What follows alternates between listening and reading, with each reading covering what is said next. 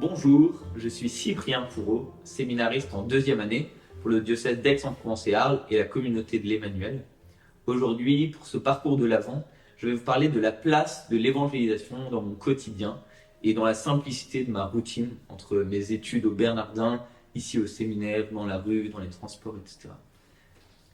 Pour la petite anecdote, l'année dernière, j'avais été très marqué en arrivant au séminaire parce que je rencontrais plus aucun non-chrétien. C'est-à-dire qu'au séminaire, je vivais que avec des cathos. Quand j'étais en paroisse, il y avait que des cathos. Quand j'étais au Bernardin aussi pour mes études, il y avait que des cathos. Et je me questionnais sur la place des non-chrétiens dans ma vie et comment je pouvais encore me rencontrer pour avoir des échanges avec eux. Et donc j'avais pris la décision dans la prière de dire Seigneur, j'ai le désir de rencontrer une nouvelle personne par jour pour annoncer le Christ, ou au moins parler, échanger, avoir un peu de gratuité dans l'échange aussi. Et donc j'avais pris cette décision dans mon cœur. Et donc je vais vous raconter plusieurs petites anecdotes toutes simples de petites rencontres que j'ai pu faire au quotidien.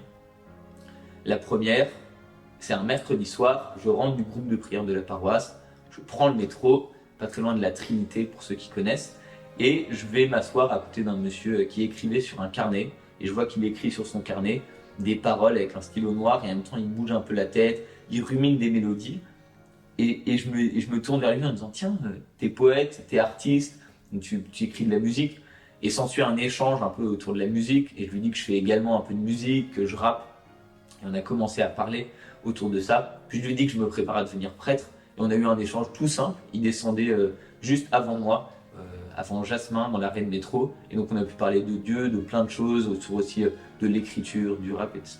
Tout simplement parce que j'avais vu qu'il écrivait.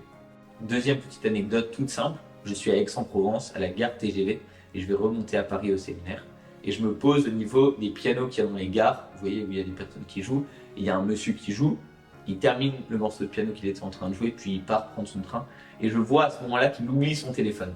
Je regarde la personne qui était juste à ma droite, aussi assise, qui était un monsieur, un gars, et je lui dis vous croyez que c'est le téléphone du monsieur qui vient de partir? Il me dit oui, et donc je me précipite pour prendre le téléphone et l'amener à la personne qui l'avait oublié en courant, qui me remercie, puis je reviens m'asseoir à ma place et je parle avec ce monsieur en disant on a réussi à lui redonner son téléphone, c'est bon, merci d'avoir vu avec moi.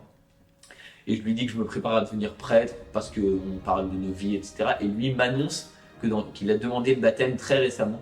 Et donc on a pu parler encore de Dieu, de plein de choses sur la foi, le baptême, la place de l'Esprit Saint, de Dieu dans nos vies, tout simplement. Et dernière petite anecdote que je voulais vous raconter, à la sortie de la paroisse, je croise une fille avec qui je parle, que je connaissais pas très bien mais que j'avais déjà croisée, et je vois qu'elle a une attelle, et je lui propose tout simplement en disant est-ce que tu veux que je prie pour toi, je vois que tu es blessé, on peut demander au Seigneur de venir t'apaiser, te guérir, je crois mal à l'épaule. Et elle s'effondre en larmes devant moi en me disant en tout cas elle était très saisie intérieurement par cette attention de cœur que j'avais pu avoir pour elle. Pareil, très simple.